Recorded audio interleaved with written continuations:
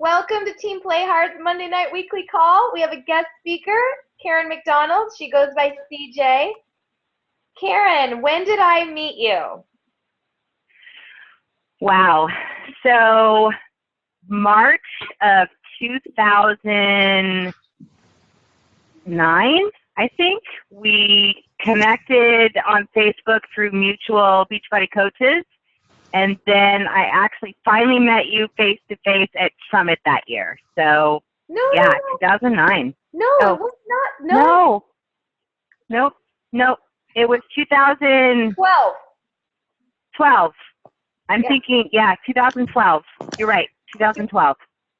Yeah, that was the year, 2012. So it's kind of cool because when I started Team Play Hard with one of my other coaches, I didn't really know what it meant to have a team and a downline. Like, I didn't really know. I didn't really know. You know how you kind of just stumble along and find your way with this business, and I didn't really know what I was doing. And I don't know how, but I got CJ in our group, and she's actually not part of my direct downline, but she's a cousin. She's one of our cousins. She's in Holly's downline. And so, I've left her in our team group, and she's kind of been an awesome cheerleader. I don't know if you guys have noticed her presence in our group. It's very subtle but strong and consistent over the last couple years, and I'm on her team page as well. And so she agreed to lead this call, and she led a call, and she shared the link in our group about a week ago. By the way, CJ, I was the one that you said, can you mute your phone? I was driving, I had no cell reception, and anyway, that was me, so thank you for calling me out. That was awesome. That call was so good, and I just that kind of planted the seed that I would ask her to come on, and she invited some of her downline. So do you have any of your coaches on the call tonight as well? I think other than Bill, I don't think we've got anybody on the call. I'm like scrolling through. I don't see any phone numbers other than Bill's. Okay. So Billy is on? Yeah, he joined. Okay, cool. So let's see. We have about. I'm here. Hey, Billy. If you're new to one of these calls, you guys can change in the upper right-hand corner from speaker view to gallery view, just your personal preference. You can mute your line. CJ might even mute it for you if she's hearing a lot of background noise. She might call me out and ask me to mute myself. And I just wanted to quickly, before I totally hand it over, and I am going to mute myself, and I have a pen and paper, and I'm ready to take notes myself. Before I hand it over, I just wanted to make sure that you guys know that Shaun T had that webinar. I know many of you guys listened live. If you didn't, you want to watch the YouTube.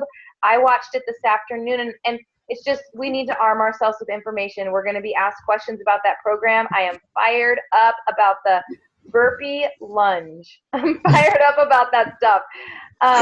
So I posted the Black Friday sales in our group today. You guys, if you're a new coach, I want you to know those sell out. Those things sell out. Like if you want P90X in your library, get up early and buy it. It's going to be gone by like noon. They sell out. And make sure your customers know that, because I've waited before. I mean, if you want to build your library and you want your customers and your downline coaches to build their library, I've never seen sales.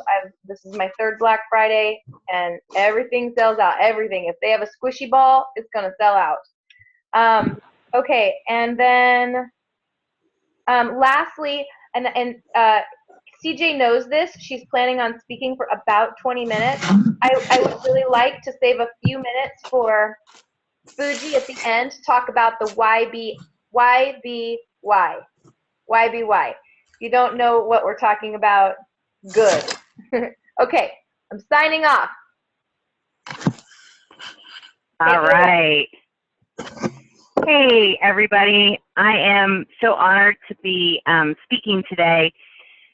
So in my day job, I present on a regular basis, and that's kind of what I do. And I like to present material that just kind of sideswipes me as it relates to our Beachbody businesses. And so today I'm going to be sharing with you how Beachbody coaching is essentially like a Ragnar Race.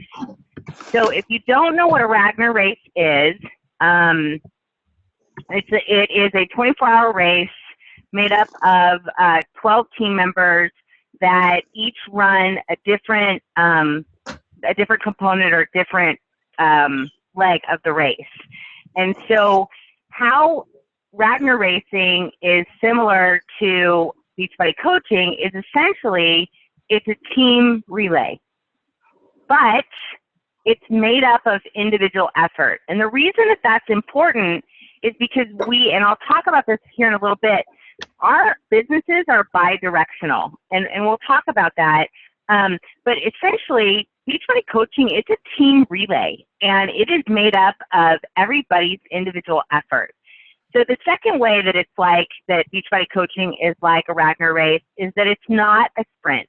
It's a 24-hour race.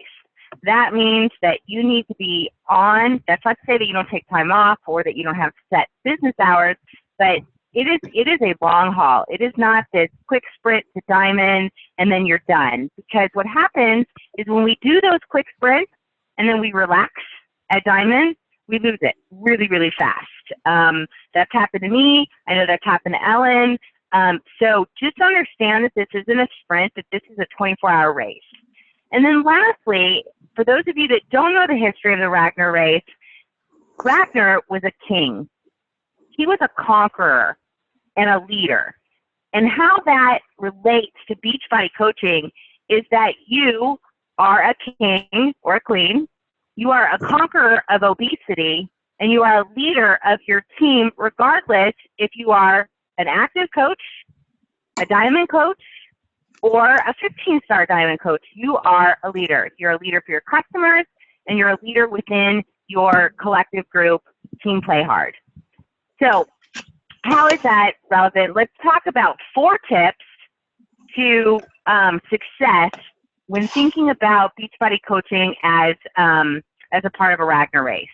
So number one tip for success when thinking about Beachbody coaching as a Ragnar Race is avoid common mistakes. So Ellen can attest to this. I can attest to this. Too often we get brand new coaches in, or coaches that hit Emerald, and they get to a point where they're, overwhelmed. And so 3 kind of tips to avoid common mistakes in Beachbody coaching is number 1 is make sure that you've done a getting started right call. So whether you're signing your first coach or whether you're signing your 15th coach, every coach deserves a getting started right call. Whether they are a coach that's going to work the business or whether they're what we call a discount coach, every coach deserves a getting started right call. The getting started right call is essentially your opportunity to dig into that person and get to know them better. So if you're uncomfortable with the getting started right call or you haven't really got your niche yet, reach out to Ellen, reach out to Brian, reach out to Fuji, myself. I'm willing to help. Reach out to those that are consistent with those types of behaviors because it's a skill that you need to learn how to master. Number 2, and avoid common mistakes, is create a team FAQ and add to it. So one of my coaches, who actually is not my personally sponsored coach, but I love the way that she approached Beachbody when she first started. She asked a ton of questions. And with every question that I gave her an answer, she actually documented it. She went through and she asked, where do I find this? Or how do I do this? Or why is, becoming an Emerald relevant? And so she created her own FAQ. And it has been extremely helpful to her as well as other team members because she has that to refer back to, because rest assured, if one coach asks that question and you sign 20, you're going to have at least a handful of people asking that same question. So when your coaches ask you questions, keep an FAQ maybe Ellen can keep a template in your team files, but keep an FAQ and add to it with relevant information that your entire team can use. And then the third step in avoiding common mistakes is that training is mandatory. So one of the mistakes that I made as a new coach back, several years ago was that I didn't stress the importance of events and I didn't stress the importance of training. And so now as I recruit and as my coaches recruit, training is mandatory. It's not an option. Whether you're a discount coach or whether you are an active coach working the business, training is mandatory. And there's you can determine like what is mandatory for what type of coach. But if you're not getting training, you're not mastering the skill of being a Beachbody coach, it's going to be really hard to be successful. Okay, so tip number 2 is fueling your team to avoid burnout. How many times have you signed a coach and then a month or 6 weeks into it, they're like totally burned out on social media, they're totally burned out on the whole Beachbody thing, they're totally burned out on selling, and they drop? Like that happens to everybody. So there's 3 ways to fuel your team to avoid burnout. Number 1 is goals and communication are bidirectional. So what I mean by that is that you need to share with your coaches and within your team dynamics and your team culture when you work the business and when you're available and when you're not. And by the same token, your brand new coaches, you need to be asking them, when are you available? How do you like me to communicate with you? Do you want a text? Do you want a Vox? Do you want a private message? Do you want a phone call, right? You need to make sure that you communicate that. Goals are bidirectional as well. And I will tell you that I love being kind of a silent partner to Ellen because I love watching the post on your team page. Like when I'm having a tough day and I need a little bit of boost, I go to your team page because I love the way you guys interact. And so you understand that goals are bidirectional. So when Ellen is shooting for a goal like 10-star, which I'm sure she's right around the corner from, you know that you guys all kind of partner with her to make that goal happen. She can't do it by herself. And so I love that about your team. So goals and communication are bidirectional. Number 2 is that the way you change beliefs within a team culture is through setting expectations. So I know that Ellen sets the expectation that Success Club 5 is like a no matter what. It's a no-brainer. It's something you should be shooting for every month. It's something that you should be shooting for by a specific date in the month. So I know coaches on my team that shoot for Success Club 5 by the 5th and Success Club 10 by the 10th. So set those goals and change your beliefs with your new coaches through expectations. And then last is build confidence through edification. Building confidence through edification means that you're posting about more than just rank advancement. You're posting about your challengers, you're posting about your coaches, and you're edifying them through more than just rank advancement or things like that. So keep that in mind. All right, I want to make sure that I speed up and get all my points. So number 1 was avoiding common mistakes. Number 2 was fueling your team to avoid the burnout. Number 3 is finding the right pace. So I think it's really hard for new coaches that come on board and even existing or long-term coaches like Ellen and I to make sure that we're keeping that steady pace. So in a Ragnar race, if you run your first race like balls to the wall, like crazy out the first gate, you're not going to have enough steam in the second and third leg that you have to run. So you've got to find the right pace for where you are in your Beachbody journey and in your coaching journey. So number 1 is you've got to have those 5 kind of go-to things that you do every single day so that when you do kind of fall off, because we all have ups and downs, right? When you do kind of fall off, you've got to go to, these are 5 things that I have to do no matter what every day for my Beachbody business. These are 3 vital behaviors and 5 things. So if you can identify what those 5 things are, even when you need to slow down because life is throwing you curveballs, you know that there's 5 things that you've got to do no matter what every day, and it'll help you to keep that pace. Number 2 is set a schedule. And so most of you don't know, but this summer I suffered from a severe case of massive depression to the point where I was crying myself to sleep almost every night. I was really struggling. And the way that I kept kind of my business afloat where it didn't tank because I wasn't doing a whole lot was I did the 5 things and I made sure that I set my schedule. Now, granted, my schedule and time, I was no longer spending 2 hours on Beachbody every day. I decreased that to about 20 minutes. But I was able to keep my business afloat regardless of the fact that I was suffering from severe depression by doing these things. And then the last part of finding the right pace is choosing a running partner. I can't tell you how important it is to choose the right success partner. Now, keep in mind that a success partner today may not be the right success partner for you in 9 months, because success partners don't always grow at the same pace. But no matter what, you need to have a success partner now. Like, if you don't have one, reach out to Ellen or your upline coach and make sure that they help you connect with who your success partner could be. It could be somebody that's completely out of your downline, and it could be like a cousin downline like mine. But you've got to have a running partner. It is like it's like the 4th vital behavior, in my opinion, and then the 5th is Facebook. So you got to choose a running partner. And you got to choose a running partner that's going to push you. So, for example, if you need a cheerleader running partner, then find one. If you need somebody that's more business-minded, then find one. All right, the 4th success tip that I have for Beachbody coaching that is similar to Ragnar Racing is van etiquette. So if you know anything about a Ragnar race, you're essentially in a van with 12 to 13 other people, depending on the driver, for like 30 hours.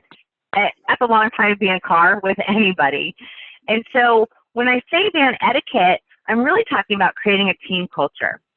Now, for me, it's friends first, business partner second. And what I can tell you is that hasn't always been reciprocated within my team culture. And so it's been really challenging. And so I'm sharing with you is that you should be friends first, business partner second.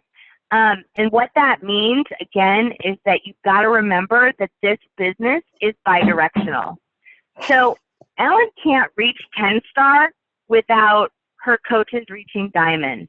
Those coaches reaching diamond can't hit diamond without signing new coaches and 2 coaches going emerald, right? So it goes both ways, because we're, as coaches, we're here to positively impact the lives of the coaches that we sponsor. But we can't forget that we're also here to positively impact the lives of our coaches. And I think too often that isn't mentioned. It's not, we're so focused on, when we hear like national wake-up calls and things like that, we're so focused on, it's all about your downline. It's all about your downline. And although that is true, don't forget that it's also bidirectional and it's about your upline, because they may have specific goals that they're trying to reach as well. And so we've got to make sure that, again, we're doing this as a Ragnar Race relay and not as just individuals. And then lastly is selflessness versus selfishness. What I've found is that if we create a team culture of connecting, appreciating, and relating, that we communicate bidirectionally, and that we really focus on the fact that we're friends and business partners at the same time, then I think that we end up, the elite coaches that are doing rocking, it's because they get this team culture. It's because they get that it's business and friendship. That, for example, if I'm going to cancel my Shakeology, or, I know that one of my coaches is going to lose their rank status, I need to make sure that I'm reporting that up as well as reporting it down. I hope that makes sense. So the 4 success tips that relate to how Beachbody coaching is a Ragnar race is avoiding common mistakes, fueling your team, finding the right pace and making sure that we're creating a team culture. All right, Ellen, that's it for me. That was awesome. Oh my goodness. That was so great. Thank you. I never considered doing a team FAQ before. And I appreciate you noticing and acknowledging the culture on my team, because I think that you're right. It is special. We have a really good culture, and I'm glad that they get to hear that an outsider can see that. Because I wouldn't want you guys to take for granted that I don't think it's always like this, you know.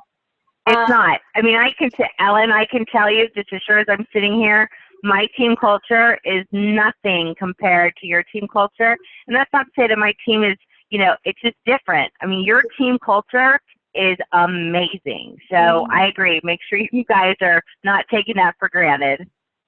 Yeah, that is so great. And there are a couple people on here tonight that I think do not have their running partner. So that's you guys. You know who I'm talking to. That's your takeaway. I'll help you find one. In fact, I've started to brainstorm just during that call. I don't even think I properly like introduced CJ, but she's, you know, she lives in San Diego, and her husband Billy is on there. Do you see him? And they're just incredible. They went to leadership this last year. You have to be 2-star to be able to go to leadership. And I just, CJ, you're someone I really look up to and admire in this company. And I value so much that you would come on and give your time and energy to my team. There's nothing in it for CJ, you guys. There's nothing in it for her. You know, you guys don't impact her business. This was just a selfless, you know, giving of her time and energy. And it's not just this 40 minutes that were on the line, but she prepared for this. Like she prepared for this today, obviously. So thank you so much. I'm sorry about the dogs in the background. I tried to hide in here. And I wanted to mute my line, but CJ, it occurred to me that I think because I'm the administrator of this Zoom chat, I think if I mute myself, it might cause problems. So I wanted Jen Fuji to talk about the brainstorm going on amongst the chatter. We have a few minutes. Let me cancel. I need to just pay that $10 and upgrade. Okay, I'm gonna do it. Oh, also, that was another takeaway for me is the 5 things. Karen, that I don't have 5 things. I mean, I definitely am incredibly diligent about things I need to do each week and things I have on my calendar. And I actually, across the top of my Google Calendar, I don't know if you guys use Google Calendar, but you can actually, you know, put repeating events on your calendar, but you can also put them on the top, like not in a time slot, but across the top of Monday, Tuesday, Wednesday, Thursday. And I type things in there that are repeating, like National Wake Up Call, and sponsorship drill down on Wednesday nights, and weekly team call on Monday night. So I have my own little repeating events through the week, but I'm going to take this away, this thing that you said tonight about find 5 things that are just non-negotiable that we do every day. I love that. Even if they're simple, new coaches, like in your back office. And I will, tonight, Ellen, before I go to bed, I'll actually post in your team page the cover image for my team page, which is 5 things that I do, like no matter what. So I'll post that tonight in your group. Awesome, thank you. Okay, so Fuji and I think Emily and Brian are coming up with some ideas about kind of a cooperative challenge, and so I kind of wanted to hand that over to learn about that possibility for all of us. Fuji, go. Thanks, Alan. Hi, everybody. Hi. Hello. Thanks, Karen. No, Hey, I listened to your call the other week, CJ, and I thought it was great. So thank you. Thank you. So This is great because I thought that this wouldn't go together. I didn't actually want to talk after CJ. But it's so appropriate because I'm talking about the Ragnar race and team culture and how goals are bi-directional. You know, my team Inspired Fitness, we're obviously we are all under Team Play Hard, and Ellen and I think we've done a great job of kind of marrying our teams, and so it's great. And with that team culture, I really wanted to do something that involved both of our teams. And so out of that, I'm always trying to get people to do competitions and compete with me. So out of that came the with Brian and I and Emily, and I got to give props to Jen Embers because she's been on these boxes too. We wanted to do a big kickstart New Year's group where we could, as coaches from both teams, invite all of our people to this big, group. And we've been brainstorming, and what we've come up with is YBY, your best you. And that we do a cross-pollination of the max 30 and the 21-day fix. It started out as a 21-day fix only, but then Brian brought up a really good point. He said, whoa, this is major max 30 time, and I don't know. And so I said, well, let's do both. Like, can't we do both? And so we decided that how great would it be if we just cross-pollinated, because instead of these closed groups that we always do that have their value and their place, you know, what happens when 21-day fixer eyes are open to the value of insanity and vice versa? And then we create this cross culture, and we marry our two teams, and we get lots of energy. And so we're going to call it YBY, your best you, going into 2015. We'd like to start it on Monday, January 5th. And we've talked about that on December 1st, we would announce it in Team Play Hard and Team Inspired Fitness, that we would open it up to anybody who's in Team Play Hard and in Team Inspired Fitness, that they can invite and be a part of the marketing. And Emily and I have brainstormed about coming up with mass like marketing, social media posts for everybody, so that we can work together and work more effectively. And that as two teams, you know, Ellen's team and my team, it's great for us as the coaches. It's great for our downline, for our baby coaches. It's great for our customers. Like, there's just no downside. And of course, because we love competition, we have to do some prizes. We haven't ironed out the details of that, but some of the talking points on the table right now are that maybe as coaches, we come up with a who is the most improved, like take away from not just who lost the most pounds and not just who lost the most inches, but who changed the most, who went from literally sitting on the couch doing nothing to getting up every day for 60 days and doing insanity, or who did the 21-day fix and followed it from 1 day to day 21 and changed their habits from going to In-N-Out Burger to buying broccoli, you know, most improved and off the radar prizes. And that as coaches, we could come up with stuff like that and put a pool of prize together. So that's what we're starting. And it's open for, I would love, right now, you know, me and Brian and Emily, I wish that we had a group Vox, but open for suggestions and what you guys think of it. And that's that.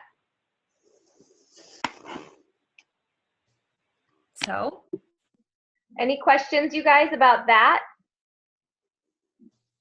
Mira and Tia, like, where are you guys? Like, are you in a box?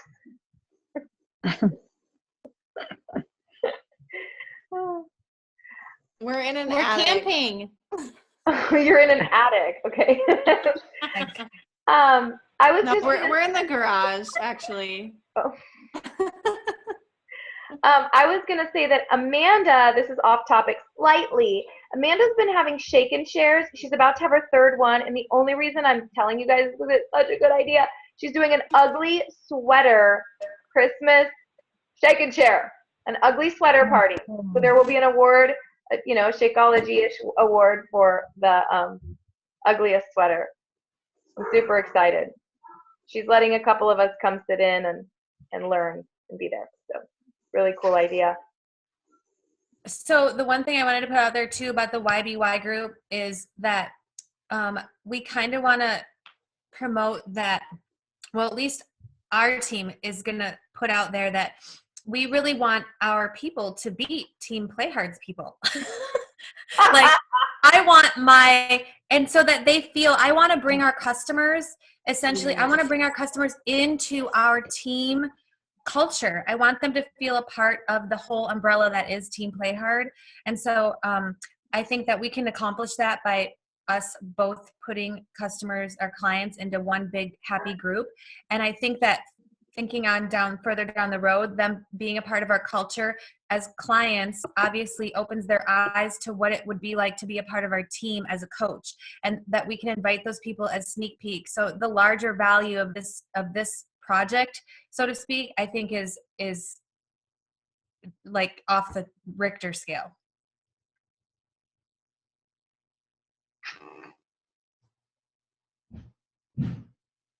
I think it's a great job. Can I join? Yes. I think it's a rocking idea. Hey, Ellen, have you ever thought about putting challengers after they finish, into a Hall of Fame group? I mean, again, you guys have such a freaking awesome team culture that it might be a great idea to create a Facebook Hall of Fame for challengers, and then rotate like months, like who like, I don't want to say babysit, but for lack of better wording, who like babysits or nurtures that group for the month. Just a thought.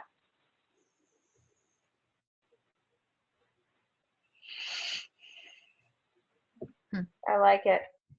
That's a great idea. Okay, we have less than a minute. Last thoughts, anybody? I was just going to say, I think the competition challenge group is a great idea. I think you really have to find the right people though too, because some people will be like really shy and quiet and not want to be in a group with a large amount of people. So I think that you definitely have to find it, which I think also leads to the whole they'll be good coaches later, is if they have the right personality for a big group and kind of being outgoing and open to something, some trash talking and something kind of new. I mean, maybe there might be. Amanda, what are you saying, that there's trash talking? I don't know what you're talking about. I don't know. I'm just saying. Yeah, I agree with you though. I totally agree. For example, I know that, Daniel Mayo, who is one of Ellen's Diamonds, who's an awesome coach, isn't really into the whole competition thing. And I think